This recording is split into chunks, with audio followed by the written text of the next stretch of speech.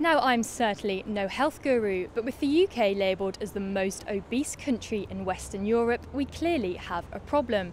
Now, the responsibility of what or whom is to blame is often passed around, but I'm posing the question, are the supermarkets really to blame?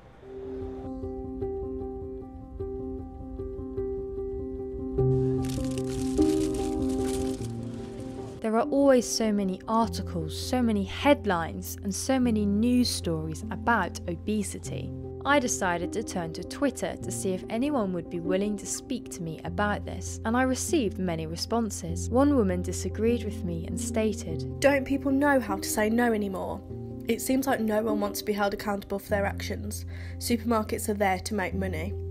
Which is a valid point. Conversely, Jason Simmons said, "I believe we're being influenced on a daily basis, and corporations like supermarkets invest heavily in product placement to influence our choices and decisions whilst shopping in their stores." Solly Lazarus is a former special needs teacher who now runs her own agency supporting families with ADHD and autism. I asked Solly her opinion on who is responsible for obesity. It is the parents' responsibility to just say no to our children. Too many of our children are now obese, overweight, and I know that this affects behaviour. It makes children more lethargic, it affects self-esteem, friendship issues. Some children then might even refuse to go to school. So the body, the mind, everything is affected by being overweight and obese. So it is the parents' responsibility. However, it's making the parents' job extremely difficult if at the checkout there are always these sugary snacks and no other alternatives. Solly stated that there are no other alternatives at the checkouts, and on a lot of occasions I've seen the same. Therefore, I really wanted to investigate this and see if it was the case in 4 different supermarket high street chains. I started out with Marks and Spencer's, making my way into the food hall. I soon found the deli counter, and right in front of it were an M&S classic, Percy Pigs. It must be noted that there was fruit on display en route. However, just adjacent to the queue for the self-checkout was a huge tower of the mini bite range. There was also to the left pots of nuts, but that was nowhere near as large. I contacted M&S to get their response, and I was directed to this page which states that confectionery, crisps, cakes and biscuits haven't been available since September 2015. I wasn't sure what counted as the checkout, so I decided to go to the actual checkout at the other end of the shop to see if there was any difference. There were more nuts, but then at every single checkout in the line were boxes of chocolates, all part of promotions at either half price or buy one and get one at reduced price. Let's compare this to another store. Next up was a Morrison's supermarket. Now, admittedly, fruit was the first thing displayed as you walked in the store, but as I walked down towards the checkouts, I went through aisle 5, and that was the energy drinks and juices aisle, which is fine of course, but you do have to walk down it to get to the checkouts. I wanted to see what was on display right before you bought your items. Bordering the self-checkouts were celebrations, beer, wine, more wine, sweets, even more wine, Nutella, chocolate bars and nuts. But the actual checkouts, unlike M&S, only had stacked celebrations and chewing gum. I also contacted Morrison's to get their right of reply and was told, "We removed sweets and chocolate from our checkouts in February 2016, now only stocking health bars, nuts, water and sugar-free gum at the checkouts." To apply this to the smaller store, I wanted to clarify whether this included Market Street, to which they said, "It's the main checkouts at all of our stores." So, will it be the same case in the smaller Market Street store? Unfortunately not. So it seems that smaller, local stores play on the fact you're picking up only a few items and are more likely to impulse buy, and at 10p a donut, who could resist? To ensure that the stock and the pricing wasn't just a one-off, I made sure I did my research and went on several occasions to different stores. On one afternoon at around 4 p.m, all of the donuts had sold out, so I went back the following day in the morning to find the shelves freshly stocked. If you remember, both Marks & Spencer and Morrison's stated that there was no chocolate, biscuits or confectionery at the tills. However, the evidence that I have collected isn't the case as they suggest. Let's compare the findings to another smaller franchise, this time Sainsbury's local. There was a pastry and cake section in the middle of the store. I think that if people want to go to that specific display and buy the products, that's absolutely fine.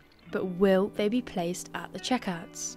Indeed, they are conveniently placed in several spots were displays of cookies, an assortment of chocolate bars, but there were some packets of nuts also on display. Sainsbury's replied and also claimed not to have confectionery at their till points in the larger stores, yet admitting to having it at the convenience stores reinforces my point that it's the smaller branches that take advantage of you only picking up a few items. And although 50 or 80p doesn't sound a great deal, if that is replicated 10 or 20 times in every store across the UK every day, then that's going to be a nice profit. Perhaps explaining why it is still commonplace, quite literally, in stores. Speaking of smaller stores, let's see if this is the case in Tesco. I assumed, perhaps ignorantly, that Tesco would be the same as the other 3 stores. However, I was wrong. The first store that I went into had water. It did have Thornton's chocolates, but then Father's Day cards, gift vouchers, and further towards the till was a display of cereal bars. It was only fair to get a response from Tesco as well. They said in 2015, Tesco became the first major retailer to remove sweets and chocolates from checkouts across all store formats, including smaller convenience stores. In comparison to the other stores that we've been looking at, Tesco could perhaps be the best for healthy eating, and with an increase in recent profit figures, they are certainly doing something right. I journeyed to northwest London to catch up with mother and business owner Alessandra Bester, who is an advocate of healthy eating and passionate about children's health. I began by asking her if the food on display near the tills in supermarkets, unlike her own products, lack nutritional ingredients. Well, I think I can see the effort that's been made recently from a supermarket, really trying to have the, nuts and seeds at the checkout and some alternative types of crisps. The prices of those little snacks packed in plastic for 10 gram of a little treat, it's just something that it's very hard to think as a parent, I can afford it. But when your child is faced with it at the checkout and you really busy packing, it's very difficult to discourage them from having it. And so, talking about saying yes or no, and it's very difficult, do you think it's the parents' responsibility? Do you think the supermarkets are to blame? Or do you think it's just a mix of both? It's definitely a collective effort. I think for us to arrive where we are, it has taken so many years, and it's going to take some undoing and change of habits, including parents' habits.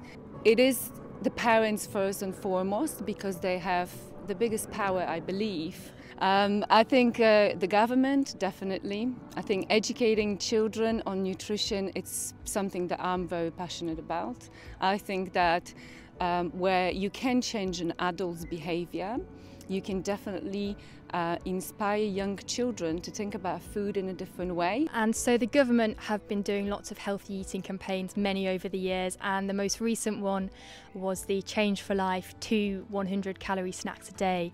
So do you think that those campaigns are actually doing anything, or do you think the government may perhaps be better spending more money on actually reducing and subsidising the cost of fruit and veg and these alternatives in stores?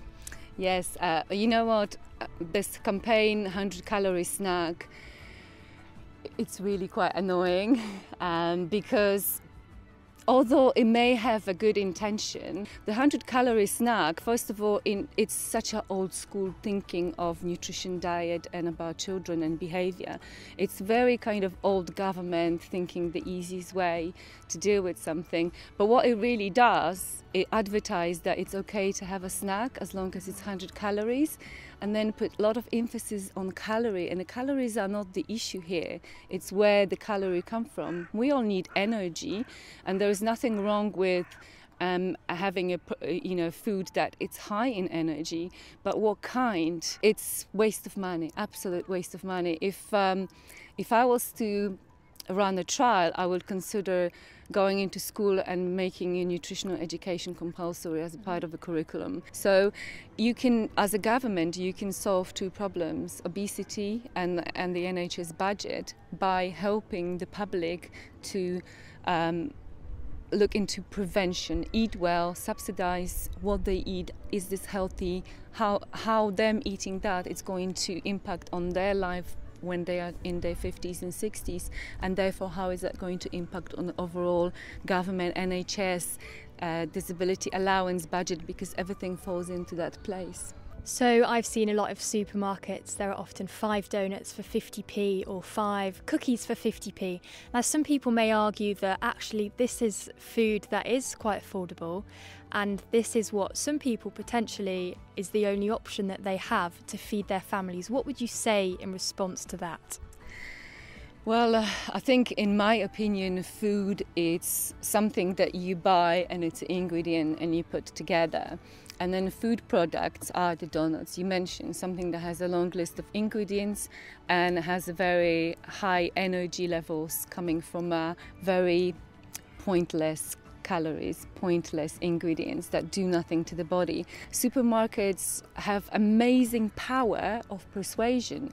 If you understand this whole psychology of merchandising, why things are put in a place where they are, why all the deals, all the buy one get one free things, these are the unnecessary, the very deceiving elements of supermarket that needs to stop. I think if they were to make more effort in promoting sales of fresh food and vegetables and ingredients, simple as that, they will still make their money. I went out into the streets of London to see if members of the public could guess the cost of items from 2 different stores. I ensured that I bought the cheapest fruit available so that it was both fair and representative of the general public. I'm currently in central London seeing if members of the public can guess how expensive both of these foods cost. So let's go and see if I can find some people. Who can we find? Excuse me. Can you guess how much each of these foods cost? For all 5 bananas. £1.75. £1.75. Okay, how much could you guess? £1.50. £1.50. Could you guess how much the donuts cost? Probably £1. Yeah, I'd say about £1. Bunch of 5, about £80. 80p. Any other Say guesses? £1. £1. £1.20. And what about the donuts? The donuts, depending where they're from, 89p. I would say they're about 50p from Morrison's, are those? Oh, I said about 89p. I was going to say 99p. You are absolutely correct. They are 50p from Morrison's. Morrison's, that's so unfair. And the bananas were 94p. So what do you think about the donuts being almost 50p less expensive than the bananas? That's bad. It's not good because then you're going to buy what's cheaper. More. Not at all. That's just what they are. That's what they are. That's what they Well, are. obviously, what we're trying to do is encourage people to eat healthily, and the bananas are better for kids, and probably they would prefer the donuts, but They don't get them. well, they probably would get them if they're cheaper. Yeah, it's true. I would actually go for the banana because I prefer them, but I can understand that people would actually go for the cheaper thing. Think, I want something a quick fix. Right, I've got 50p and I've got 5 to go out.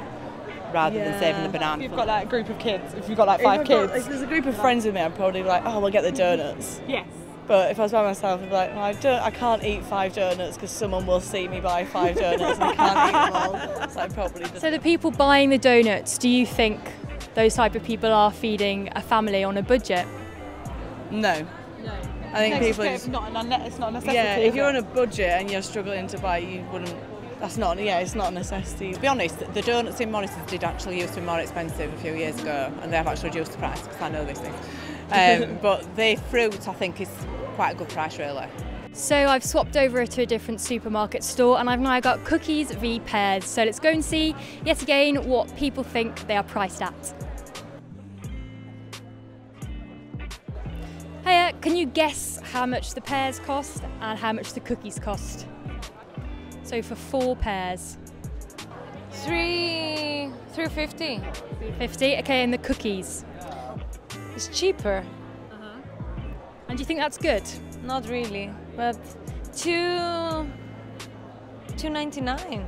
The cookies are probably like £1.10, and the pears I'd say like, I don't know, £1.80 or something. So what makes you say the pears are more expensive? I don't know, sugary stuff's a lot more cheaper. £1.10. Yeah. 65p. A bag of 4 pears would be about, maybe like £1.20. Okay, and how much do you think a bag of 5 cookies would be? 5 cookies, I feel like I bought that recently, so about £1.20, £1.19. Okay, so the pears, these were the cheapest in the shop, were actually £1.65, and the cookies were 85p. Oh. So the pears were actually £1.65. You seem surprised. Yeah. You seem surprised. Yeah, I am. Why are you surprised? Well, the pears are more expensive than I thought they should be, and the cookies are cheaper. Oh, impressive. So what do you think about the cookies being a lot cheaper than the pears? It's bad. It's bad. Yeah. The cookies were 85p. Yeah, no surprise. So what do you think about that? Yeah, it's obviously not good. Do you think there's anything that the supermarkets could do to try and help out the customers? Maybe lower the prices of the fruit? Well, I thought they already had. I thought they'd done the tax or whatever, but... They have got a sugar tax, yes. And the thing with putting no cartoon characters on cereal, I heard about that or something. But there's often a lot of the cookies and the donuts right by the tills. Have you seen this in place? I'm from Australia and we have the same problem. We have like chewing gum and lollies, so the kids see it and go, oh yeah, so... So do you think if we remove those from the tills, then we might not have such a big problem? Well, yeah, that and the fact that obviously it's cheaper. There's many different things. It's not just that one thing that'll stop it, but yeah, of course. I think the fruit should be cheaper than the... So do you think more people would be more inclined to buy the pears if they're a little bit cheaper? Definitely. Yeah. Yeah. Would you be more inclined to buy the pears if they're a little bit cheaper? Oh, the problem is I don't always look at price. Well, at school everyone buys them for themselves. At school everyone buys them for themselves. Why is that? Because we all like chocolate. Yeah. Because chocolate tastes nicer than fruit? Yeah, definitely. Yeah. So if I gave you the option to take one of those away with you, what would you go for? The pear. For the cookies. Would you like to take a cookie? No, I'm fine, thank you. Sure? Yeah. A pear? We can take a pear each? Yeah, of course. Thank you. So thank you. Success. Change isn't going to happen overnight, and people will continue to cave to the promotional offers and appealing prices. But hopefully, in the near future, action will be taken to maybe subsidise and reduce the price of fruit and veg, and stop placing addictive products right by the tills. It's as simple as taking candy from a baby. Literally.